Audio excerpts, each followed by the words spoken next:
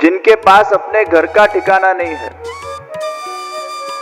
जिनके पास आर्थिक व्यवस्था अच्छी नहीं है, जो चाहते हैं कई बार कि हम भगवान की भक्ति करें, भगवान की सेवा करें, भगवान का सत्संग करें, परंतु उनके जीवन के अंदर यह व्यवस्था उपलब्ध नहीं है।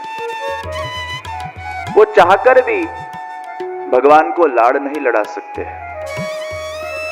लेकिन हमारे भगवान तो निष्कंचनों के भी हैं और भगवान कंचनों के भी है। भगवान तो गरीब के भी है और भगवान अमीर के भी है, क्योंकि भगवान गरीबी या अमीरी नहीं देखते, भगवान तो केवल वो जीव के हृदय में पल भरा प्रेम को देखते हैं। प्रेम से भगवान वशीभूत होते हैं, अहंकार से भगवान वशीभूत नहीं होते हैं। गरीब की मां हो या अमीर की मां हो, लेकिन वो मां जब अपने बच्चे का पालन करती है, परवरिश करती है, पोषण करती है, तब वो गरीब की मां का प्रेम या अमीर की मां का प्रेम, वो प्रेम के अंदर कतई कोई फर्क नहीं होता है, क्योंकि प्रेम वो स्वतः मूल्यवान होता है, फिर वो अमीर का प्रेम हो या गरीब का प्रेम हो। प्रेम का अमीरी या गरीबी के साथ कोई संबंध नहीं है। और इसलिए भगवान आपके कद को नहीं देखता, भगवान आपके पद को नहीं देखता, लेकिन आपका मन भगवान के पद में है कि नहीं, उसको भगवान जरूर देखते हैं।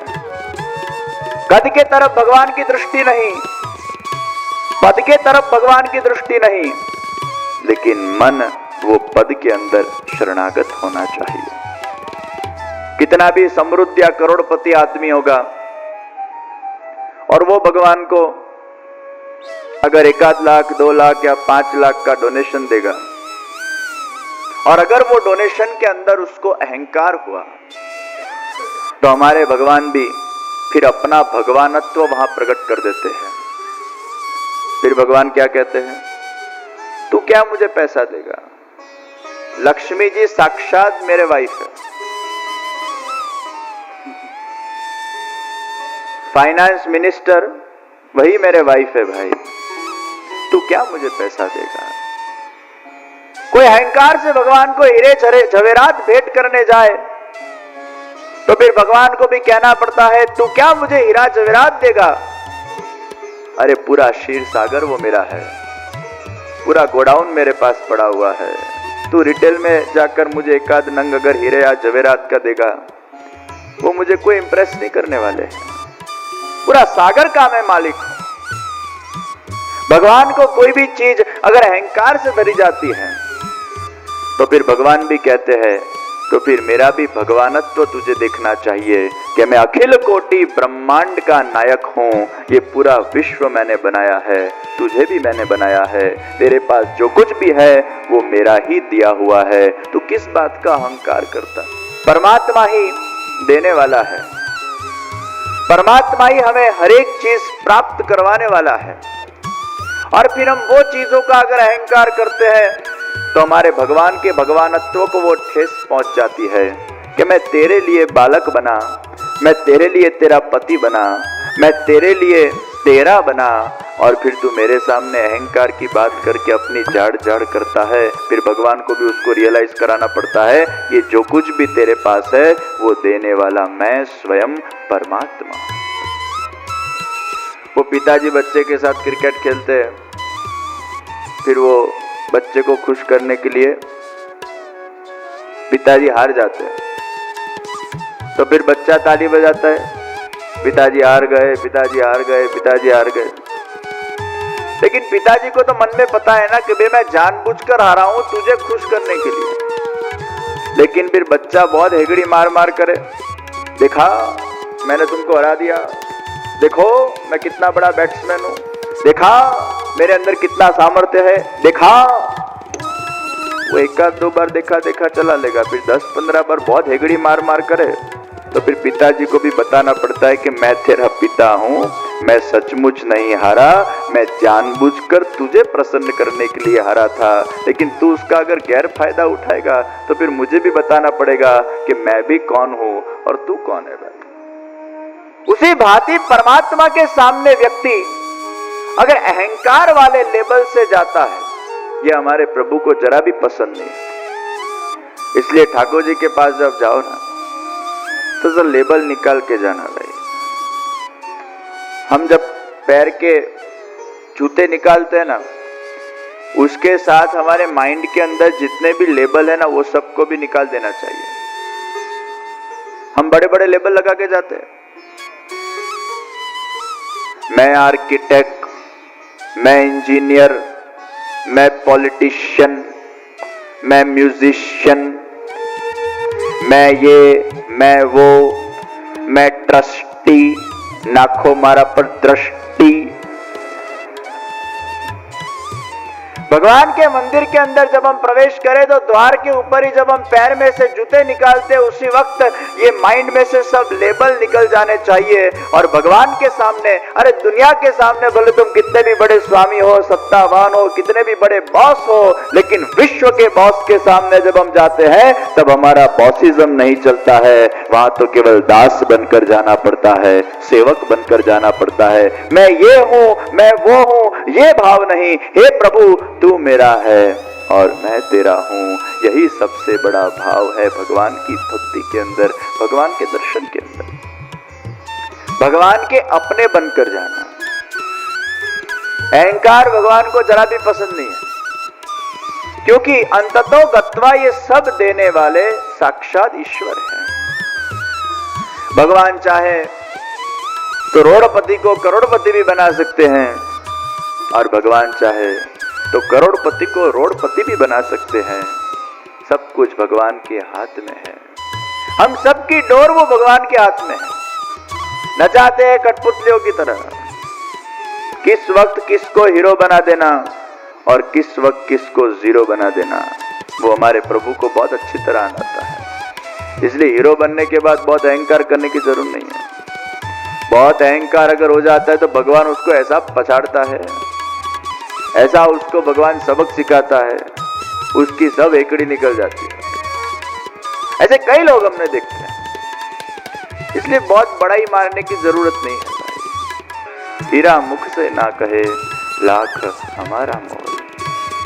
प्रियजनों, भगवान को अहंकार जरा भी पसंद नहीं है। परमात्मा को अहंकार वाला डोनेशन भी पसंद नहीं है।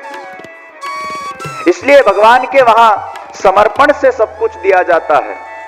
अगर समर्पण भाव नहीं है तो भगवान उसको स्वीकार नहीं करते हैं। फिर उसका फल आपको कितना मिलता है? बस आपकी वाहवाही हो गई, वही उसका फल मिला। आपने कोई जगह बहुत पैसा दे दिए और लोगों ने आपकी वाहवाही कर दी, आप तो बहुत बड़े आदमी हो, आप तो महापुरुष हो, कितने बड़े दानवीर हो। बस ये जो आपको सुनने का जो मजा आता है, ये मजा ही उसका फल आपको मिल गया। उसका आध्यात्मिक या आदि दैविक फल आपको कतई मिलता नहीं है।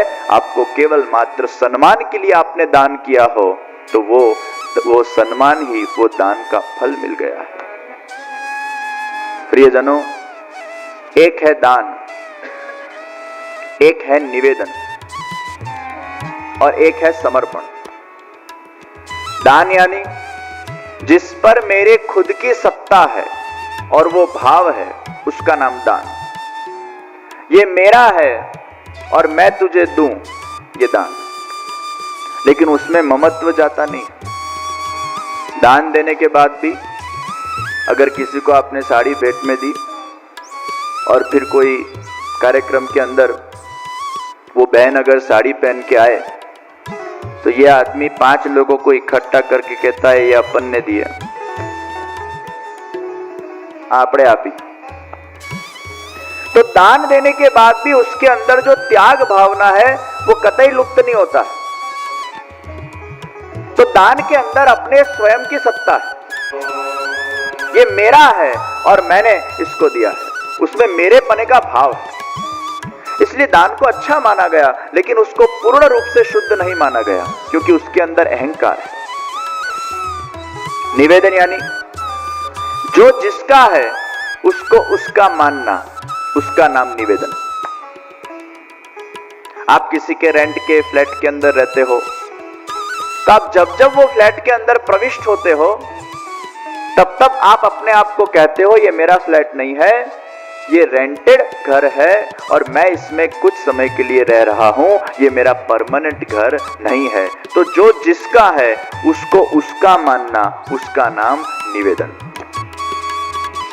और समर्पण यानी जो पहले से ही भगवान का है और जो भगवान का है उसको वापस भगवान के चरणों में समर्पित करना, उसका नाम समर्पण है।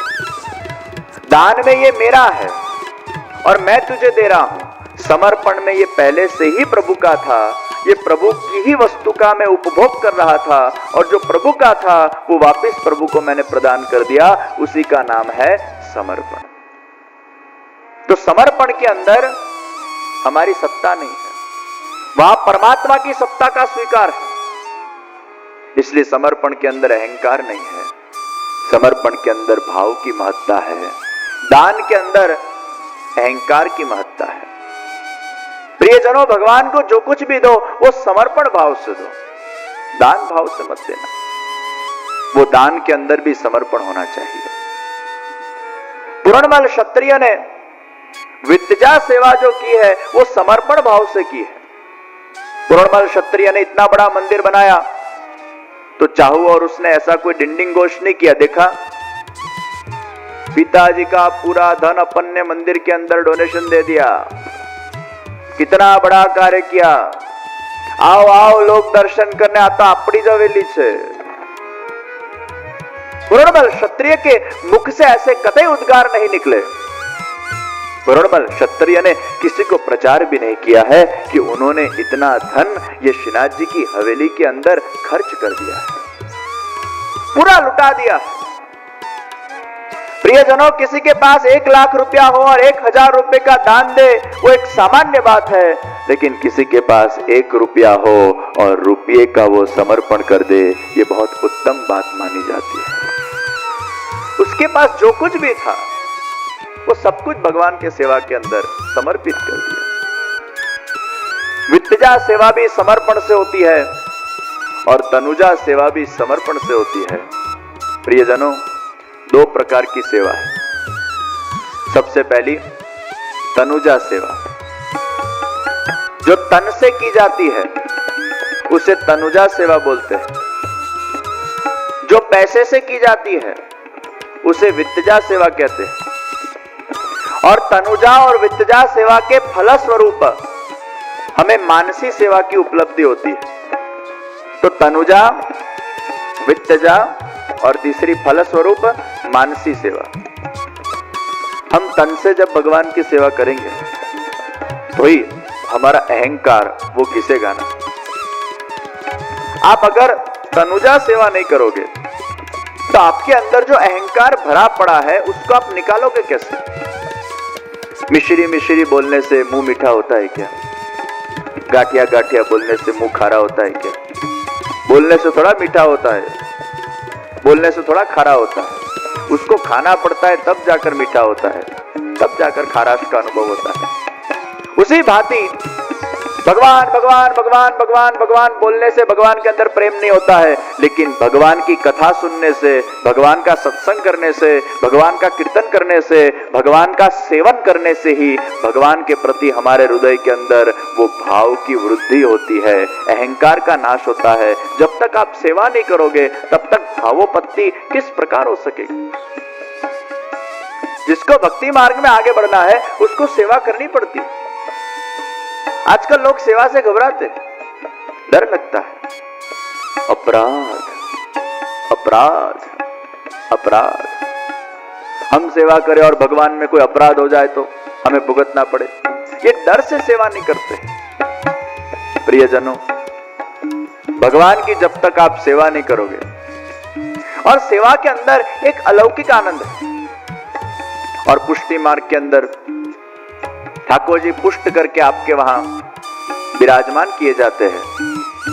भगवान का स्वरूप आविर्भाव होता है। मर्यादा मार्ग के अंदर तो केवल मात्र मंदिरों के अंदर प्राण प्रतिष्ठा होती है, लेकिन पुष्टि मार्ग के अंदर महाप्रभु जी की विशेष कृपा है कि ठाकुर जी का आविर्भाव आपके घर में भी होता है। साक्षात प्रभु का आह्वान किया जाता है। वो स्वरूप के अंदर भगवान पधारते हैं और आपकी निज सेवा को स्वीकृत करते हैं। भगवान को जगाना, भोग धरना, श्रृंगार करना, स्नान करना, अत्तर धराना, भगवान की मंदिर वस्त्र करना, झाड़ू करना, पोता करना, ये उत्तम सेवा। क्योंकि जब तक अपने आप को आप घिसोगे नहीं भगवान की सेवा के अंदर, ये अहंकार है ना, ये अहंकार हमारे अंदर से निकलेगा नहीं। इसलिए तो कह के लोग थक गए। कैसे निकाले हमारे अहंकार को, कैसे निकाले हमारी जड़ता को। हम लाख प्रयत्न करते हैं लेकिन हमारे दिल के अंदर भगवान के प्रति वो रसात्मक भाव का सृजन नहीं होता है। क्यों नहीं होता है? क्योंकि अहंकार अभी तक जड़ता निकली नहीं। तो कैसे निकलेगी? भगवान की सेवा तो हम करते नहीं। सेवा करने के बिना हमारी जड़ता को हम कभी भी निकाल नहीं पाएंगे। प्रियजनों, भगवान का मंदिर वस्त्र जब हम करें ना, भगवान के मंदिर में जब झाड़ू मारे, वो करोड़पति बड़ी कॉरपोरेट कंपनी का बॉस जब भगवान के मंदिर का झाड़ू मारता है ना, तब उसके अंदर ये भाव जागृत होता है कि मैं भगवान का सेवक हूं और भगवान मेरे स्वामी है। और 10 बार झाड़ू मारेगा ना, तब जाकर उसका अहंकार धीरे धीरे विलीन होगा और भाव जागृत होगा, मैं दास हूं। तनुजा सेवा वो अहंकार को विलीन करती है, उसमें भी समर्पण भाव है। वित्तजा सेवा वो भी अहंकार को विलीन करती है। भगवान की आप वित्तजा सेवा कीजिए, ठाकुर जी की द्रव्य की सेवा कीजिए, उसमें आपका भाव अगर निस्वार्थ है, निष्काम है, केवल प्रभु को प्रसन्न करने का आपका भाव है, तत्सुख की आपकी विचारधारा है, तो वो भाव से भी आपके जीवन के अंदर अहंकार की निवृत्ति होती है। प्रियजनों, पुष्टि मार्ग के अंदर स्वसुख की भावना नहीं, तत्सुख की भावना है। तुम भगवान को सुख दो। सुख देना वही प्रेम है, सुख लेना वो स्वार्थ है। परस्पर सुख देने की जहां बात है वह प्रेम है। यशोदा जी जब ठाकुर जी के श्रृंगार करती, कितना सुंदर भाव है। तो यशोदा जी सोचती, मैं नए नए आभूषण ठाकुर जी को धराऊं जिससे ठाकुर जी प्रसन्न हो। लेकिन ऐसा नहीं था कि ठाकुर जी को आभूषण के प्रति बहुत आकर्षण था या आसक्ति थी, नहीं। ठाकुर जी आभूषण क्यों धरते थे? कि मेरी मैया को आभूषण धरना पसंद है, तो उनके आभूषण अगर मैं धरूंगा तो उनको प्रसन्नता मिलेगी। तो भगवान के मन में भक्त को प्रसन्न करने का भाव है और भक्त के मन में भगवान को प्रसन्न करने का भाव है।